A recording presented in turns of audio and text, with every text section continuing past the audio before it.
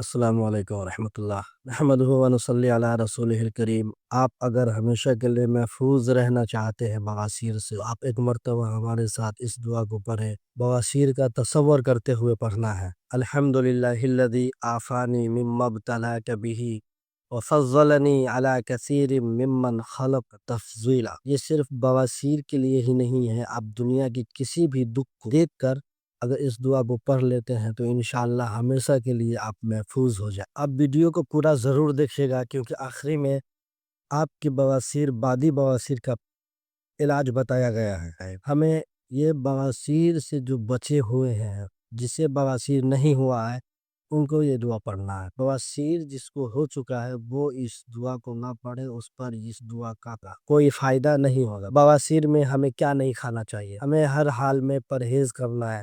اگر آپ کو قبضیت ہے ضرور اس ویڈیو کو آگے واچ کریں، اگر نہیں ہے پھر بھی آگے واچ کریں، اور اگر قبضیت نہیں ہے تو اسی دعا کو آپ پیچھے جا کر پھر سے پڑھ لیں قبضیت کا تصور کرتے ہوئے۔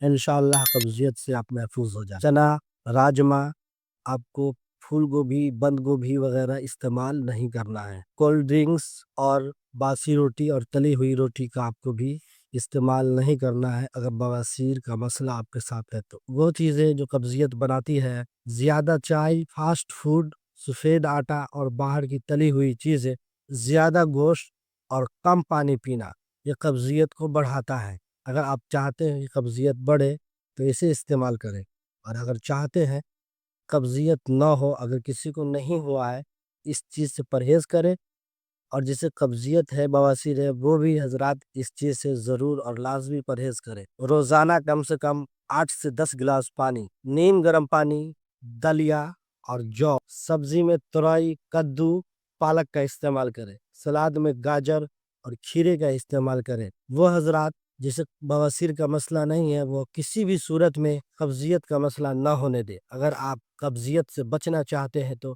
دعا کے ساتھ دوا بھی ضروری ہوتا ہے۔ میں نے جو شروع میں آپ کو کہا تھا کہ بادی بواسیر کے لیے ایک علاج بتایا ہوں، وہ یہ ہے کہ رفع حاجت کے بعد طہارت اس طرح سے حاصل کرے، بائیں ہاتھ کی بڑی والی انگلی سے طہارت کے وقت بواسیر کے مقام پر رگڑ کھاتی رہے، اور اس ٹائم جتنا آپ کو لگتا ہے ٹائم، اس ٹائم میں فعل فعل پڑھتے رہنا ہے۔ 3 مرتبہ ہو، 4 مرتبہ، جتنا ٹائم آپ کو لگتا ہے اس میں پڑھتے رہنا ہے۔ انشاءاللہ اللہ کی ذات آپ کو شفا دینے والی ہے۔ اس ویڈیو کو آپ پہلے ان کو شیئر کر دیجئے جو اس بواسیر کے مسئلے سے گزر رہے ہیں، کیونکہ یہ صدقہ کا ثواب ملے گا، اور اگر آپ بواسیر سے نہیں ہیں تو انشاءاللہ اس کی برکت سے آپ بھی انشاءاللہ بواسیر سے محفوظ ہو جائیں گے۔ بھیجنے کی وجہ سے بھی اللہ سبحانہ و تعالی آپ کو شفا دے دیں گے۔ ملتے ہیں اگلی ویڈیو میں، تب تک کے لیے آپ کہاں سے، کس شہر سے اس ویڈیو کو واچ کر رہے ہیں، آپ کمنٹ میں ضرور بتائیں، لائک اور سبسکرائب ضرور کریں۔